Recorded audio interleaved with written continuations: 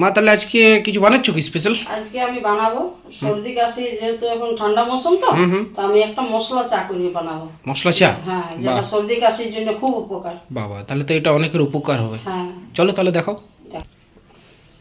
এগুলো নিয়েছে নাকি? হ্যাঁ, এই যে আমি নিয়েছি এই এতটার মতো দারচিনি, আচ্ছা, 5-6টার মতো লং, যেমন ফুলগুলো থাকে, 2 এলাচ নিয়েছি।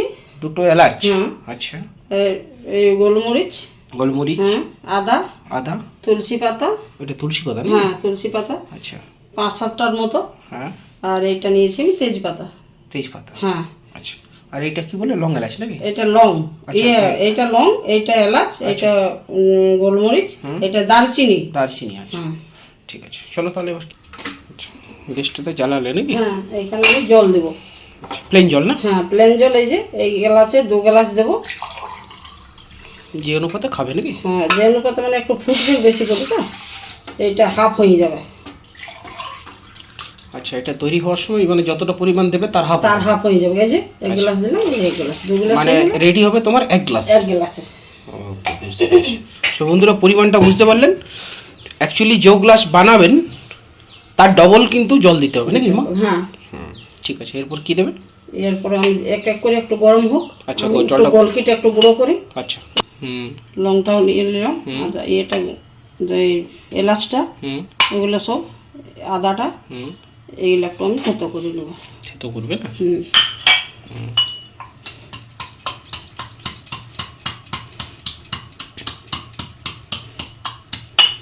একটু সামান্য, বেশি ইয়ে করবো না।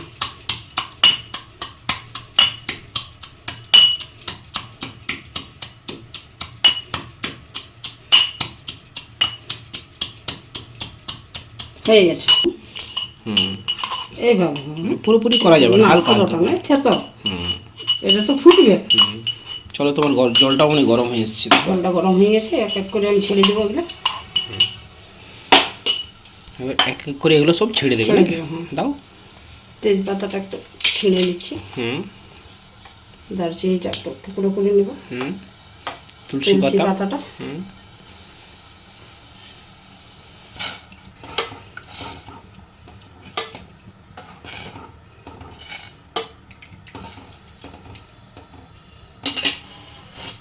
তুলসী পাতার সেন্টটা কিন্তু হালকা হালকা আসছে গরম।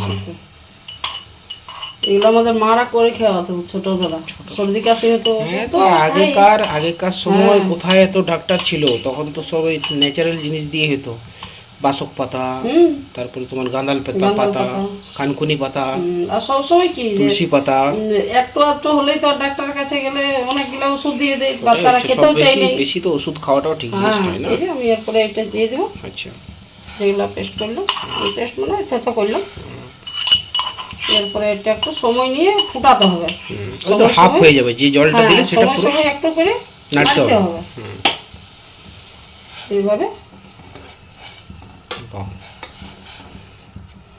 ন্যাচারাল চা কি? হ্যাঁ, চিনি চা পাতা ছাড়া। সুগারের পেশেন্টরা খেতে পারে, কোনো অসুবিধা নেই। খেতেও টেস্ট লাগে খুব। কালার চলে এসছে। পুরোটা হয়নি, পুরো আসছে অনেকটা কালার। সেন্টটা খুব সুন্দর আসছে। সব দেয়া আছে, তুলসী পাতা এবং এর যে সেন্টটা আছে না, ওটা আসছে। এভাবে ফুটাতে হবে, সময় লাগে এটা, সময় নিয়ে করতে হবে। সর্দি কাশি গলা ব্যথা সব চলে যায়। কফ টপ থাকলেও চলে যাবে। কফ টপ থাকলেও চলে যায়। এটা রেগুলার যদি 2-3 বার যদি খাওয়া হয়, তাহলে ওষুধ খাওয়ার প্রয়োজন। প্রতিদিন একবার করে সকালে। শীতকালে তো অবশ্যই এটা দরকার। আমি কিন্তু ওষুধ খুব কমেই খাই, আমার এইটাই সেরে যায় পুরো। জ্বর ভাব, কাশি, সর্দি, গলা ব্যথা। হ্যাঁ, এটা হয়ে গেছে, আমি নামাবো। গ্যাসটা অফ করে দিই। ঠিক আছে, এটা একটু ঢেলে নেবো গ্লাসে।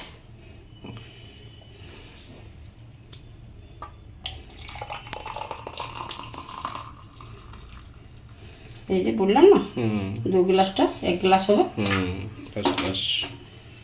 সো বন্ধুরা, এইভাবে আপনারাও বানান। এরপর আমি খেয়ে নিয়ে দেখাচ্ছি কেমন টেস্ট আছে। তো তো চলুন বন্ধুরা, মা যে চাটি বানালো এরপর আমি খেয়ে নিয়ে আপনাদের কাছে টেস্ট করছি কেমন হয়েছে চাটা।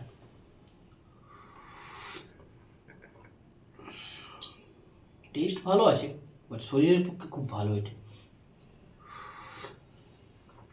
আপনারাও অবশ্যই এটা বানিয়ে খান। চাটা কিন্তু খুব ভালো, স্বাস্থ্যের পক্ষেও ভালো, এবং এগুলো যে মানে যে কাশি সর্দি এগুলো হয় না, এগুলো সব এগুলোতে ঠিক হয়ে যাবে, 2-3 বার খেলেই ঠিক হয়ে যাবে। তো চলুন, ভিডিওটা যদি ভালো লাগে তাহলে একটা লাইক করে দেবেন। আমার চ্যানেলে যদি নতুন কেউ আসেন তো সাবস্ক্রাইব করে নেবেন, যাতে নতুনত্ব ভিডিওগুলো দিলে আপনারা আগে পাবেন। তো চলুন, বাই বাই, পরের ভিডিওতে দেখা হচ্ছে।